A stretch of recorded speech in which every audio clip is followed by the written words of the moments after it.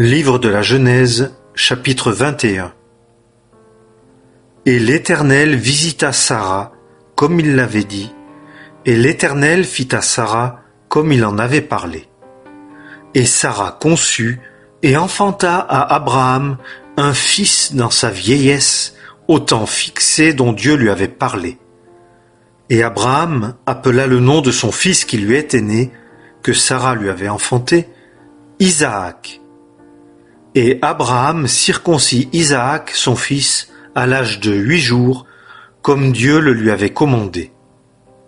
Et Abraham était âgé de 100 ans, lorsqu'Isaac, son fils, lui naquit. Et Sara dit, « Dieu m'a donné lieu de rire, quiconque l'entendra rira avec moi. » Et elle dit, « Qui eût dit à Abraham, Sara allaitera des fils ?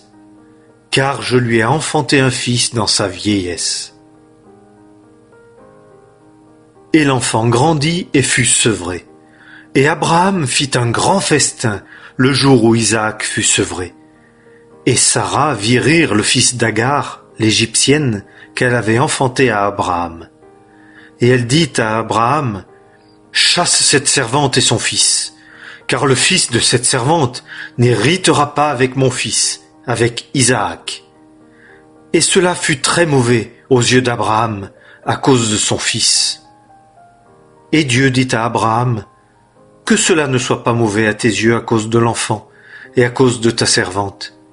Dans tout ce que Sara t'a dit, écoute sa voix, car en Isaac te sera appelée une semence. Et je ferai aussi devenir une nation le fils de la servante, car il est ta semence. » Et Abraham se leva de bon matin, et il prit du pain et une outre d'eau, et les donna à Agar, les mettant sur son épaule, et il lui donna l'enfant, et la renvoya. Et elle s'en alla et erra dans le désert de Béer-Shéba. Et l'eau de l'outre étant épuisée, elle jeta l'enfant sous un des arbrisseaux, et s'en alla, et s'assit vis-à-vis à une portée d'arc, car elle disait que je ne vois pas mourir l'enfant. Et elle s'assit vis-à-vis, et elle éleva sa voix et pleura. Et Dieu entendit la voix de l'enfant, et l'ange de Dieu appela des cieux Agar et lui dit, « Qu'as-tu, Agar ? Ne crains point, car Dieu a entendu la voix de l'enfant là où il est. Lève-toi, relève l'enfant, et prends-le de ta main, car je le ferai devenir une grande nation. » Et Dieu lui ouvrit les yeux, et elle vit un puits d'eau. Et elle alla et remplit d'eau l'outre, et fit boire l'enfant. Et Dieu fut avec l'enfant, et il grandit, et habita dans le désert, et devint tireur d'arc. Et il habita dans le désert de Paran, et sa mère lui prit une femme du pays d'Égypte. Et il arriva, dans ce temps-là, qu'Abimélec et Picol, chefs de son armée, parlèrent à Abraham, disant, « Dieu est avec toi en tout ce que tu fais. Et maintenant, jure-moi ici, par Dieu, que tu n'agiras faussement ni envers moi, ni envers mes enfants, ni envers mes petits-enfants.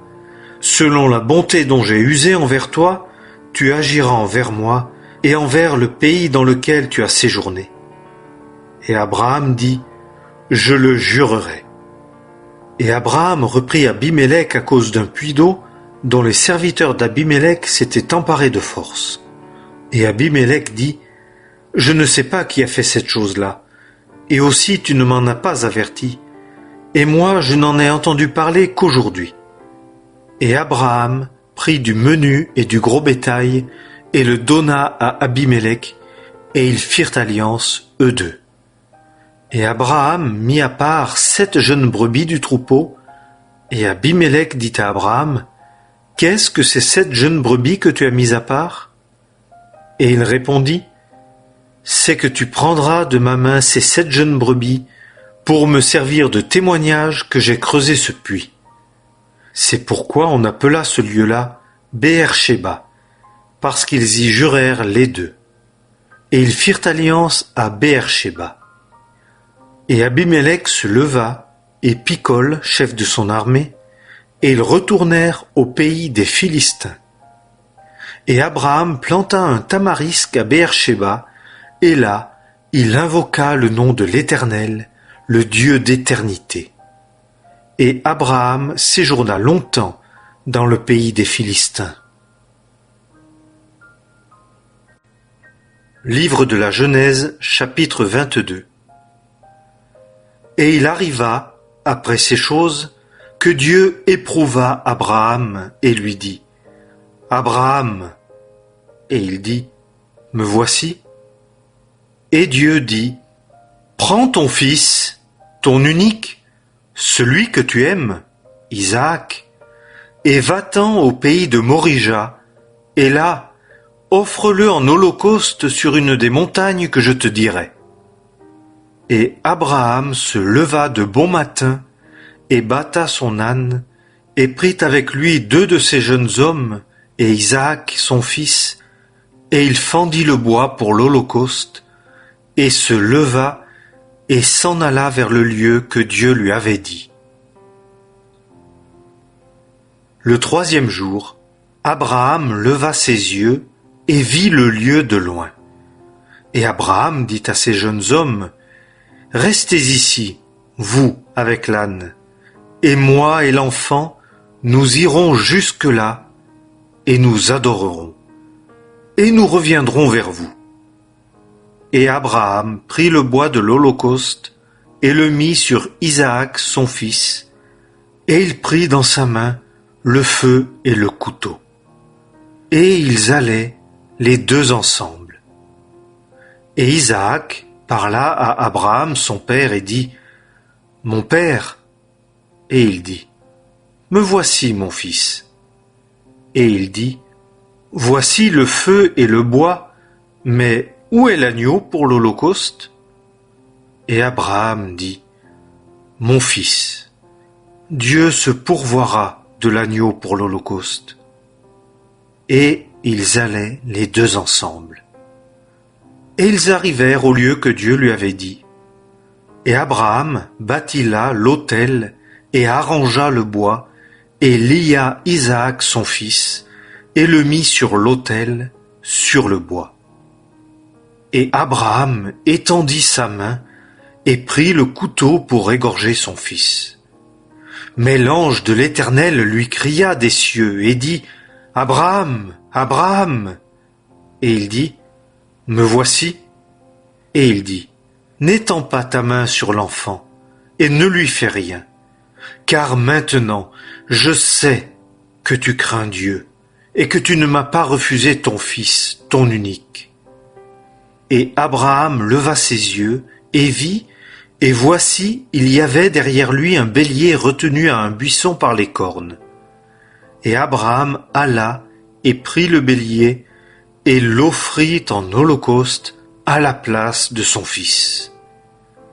Et Abraham appela le nom de ce lieu-là Jéhovah-Jireh, comme on dit aujourd'hui, en la montagne de l'Éternel, il y sera pourvu. Et l'ange de l'Éternel cria des cieux à Abraham une seconde fois et dit : J'ai juré par moi-même, dit l'Éternel, parce que tu as fait cette chose-là et que tu n'as pas refusé ton fils, ton unique, certainement je te bénirai, et je multiplierai abondamment ta semence comme les étoiles des cieux et comme le sable qui est sur le bord de la mer. Et ta semence possédera la porte de ses ennemis. Et toutes les nations de la terre se béniront en ta semence, parce que tu as écouté ma voix. Et Abraham retourna vers ses jeunes hommes, et ils se levèrent et s'en allèrent ensemble à Beer-Shéba. Et Abraham habita à Beer-Shéba. Et il arriva, après ces choses, qu'on rapporta à Abraham en disant : Voici, Milca, elle aussi, a enfanté des enfants à Nachor ton frère, Uts, son premier-né, et Buz, son frère, et Kemuel, père d'Aram, et Kézed, et Azo, et Pildash, et Jidlaph, et Bethuel. Or Bethuel engendra Rebecca. Milca enfanta ses 8 à Nachor, frère d'Abraham. Et sa concubine, nommée Reuma, elle aussi enfanta Tébach, et Gakam, et Takash, et Maaka. Livre de la Genèse, chapitre 23. Et la vie de Sarah fut de 127 ans. Ce sont là les années de la vie de Sarah. Et Sarah mourut à Kiriath Arba, qui est Hébron, dans le pays de Canaan. Et Abraham vint pour mener deuil sur Sarah et pour la pleurer. Et Abraham se leva de devant son mort, et il parla au fils de Heth, disant : Je suis étranger, habitant parmi vous. Donnez-moi la possession d'un sépulcre parmi vous, et j'enterrerai mon mort de devant moi. Et les fils de Heth répondirent à Abraham, lui disant : Écoute-nous, mon Seigneur. Tu es un prince de Dieu au milieu de nous. Enterre ton mort dans le meilleur de nos sépulcres. Aucun de nous ne te refusera son sépulcre pour y enterrer ton mort. Et Abraham se leva et se prosterna devant le peuple du pays, devant les fils de Heth. Et il leur parla, disant : Si c'est ici votre volonté que j'enterre mon mort de devant moi, écoutez-moi, et intercédez pour moi auprès d'Éphron, fils de Tsokar, afin qu'il me donne la caverne de Macpéla, qui est à lui, qui est au bout de son champ, qu'il me la donne au milieu de vous pour sa pleine valeur, afin que je la possède comme sépulcre. Or, Éphron habitait parmi les fils de Heth. Et Éphron, le Héthien, répondit à Abraham aux oreilles des fils de Heth, devant tous ceux qui entraient par la porte de sa ville, disant : Non, mon Seigneur, écoute-moi. Je te donne le champ, et la caverne qui s'y trouve, je te la donne. Je te la donne aux yeux des fils de mon peuple. Enterre ton mort.